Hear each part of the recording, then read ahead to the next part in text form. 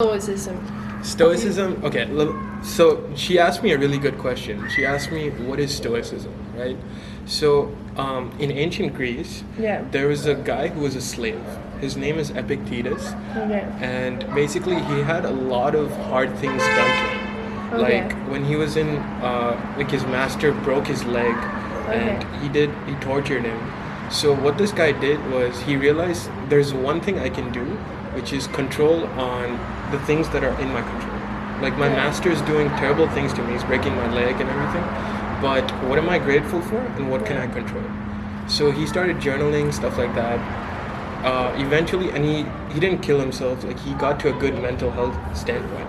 Eventually he goes to this king called Marcus Aurelius. He's like, have you seen Gladiator? Yeah, but a long time ago. You know the king in Gladiator? He was a Stoic. So he... so this is Greek and Roman philosophy. Philosophy or religion? Philosophy. Because their religion at the time was not determined. Okay. So it's like really old. So it's to like be grateful and right. To be grateful for what you have and to focus on what you can control. Like for me, the hardest thing with my mental health was I broke up with my ex like a year ago. So I could focus on that and that'll make me depressed. But if I just focus on being present with you, just meeting new people, getting fit, it helps me out. I think that most people have a bad viewpoint on life in general when it comes to that. Like people see bad things that happen to you as a bad thing, but it's actually a good thing. Right. It gets you evolve, it gets you to grow and be able to do something else. If you were stuck in that position when nothing happens, so you can't grow, nothing happens, you become stagnant. Right. You use it, in Stoicism they call it the obstacle is the way. It's like if you have an obstacle, how do you use that to improve yourself? It's not a bad thing, it's a good thing. But people is like, fuck, this happened to me. But the only thing it means is that, okay, what is the next thing I should learn? Not focus on the negative, right? Like only focus on what I can do in my control to... But it becomes negative because people are afraid of change. Right. So when something happens to you, it forces you to change. And it's a resistance in you to fuck, now I need to change and evolve. So that is the negative that's happening. It's connected to the fear in your body. Right. Definitely. Or something.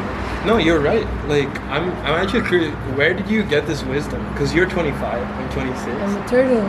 You're a turtle. Cheers to that. She's a kachua, which is the Indian word for turtle. So, could you explain to them why you're so into turtles? And what was the story of the turtle and you being... I think it started out, I always been into... I think I have tequila in this. I have always been into the sea and ocean and animals in general and just sea animals. And then my friend 2 years ago started calling me a turtle. Why? I don't know. You don't look like a turtle. She's like, you're my turtle or something. Is it because you're wise? Or? I don't know. Or do I look like a turtle? Maybe it's my spirit animal. Maybe. I don't know, I just like turtles.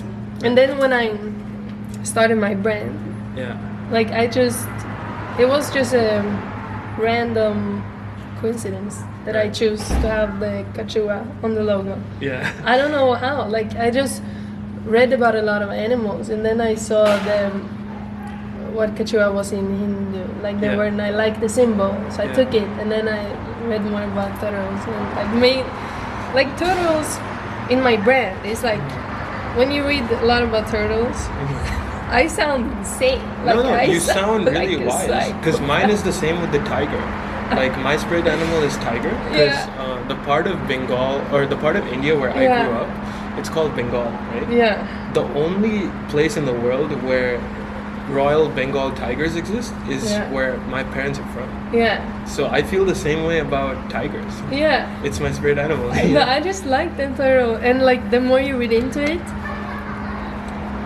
like it can be, I don't know, it just stands good for my brain, I think. And you like it personally too, you know, yeah, just spirit animal. Exactly. I think in Stoicism they call it finding your identity.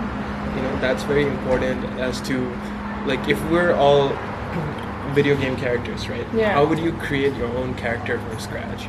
So what animals would you like? What like philosophies would you like?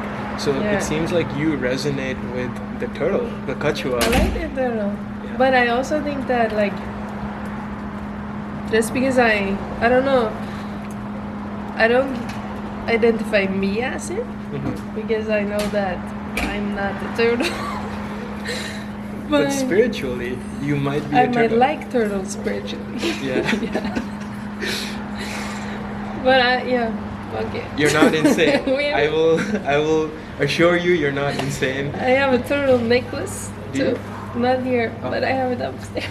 Is that the color of your necklace? Is that the same as your eyes, or? This is a crystal, Amazonite. It's a what? Amazonite. What's that? It's a. Do you have crystals on you? No. And this is actually, it's just to look cool, but it's Rudraksh. But I got it from Amazon. It has a cross on it. Yeah. But I'm not Christian. But I just think it looked cool. Like if I. I have, like, all I do is crystals. I have a lot of crystals. Oh wow. So what do the crystals signify? Like, it's energy. Energy. So, like, if you look back, or like everything is energy. Everything vibrates at a frequency. Right. So you can. I don't explain that, but especially rocks and crystals, like they have a frequency to them, so they are healing. Like if you look back in time, if you believe in like Atlantis and stuff, do you? That like, existed. Is it a Greek myth about Atlantis? Atlantis is like underwater kingdom, right? And City? It was exactly. And give me 1 second. Let me restart the video.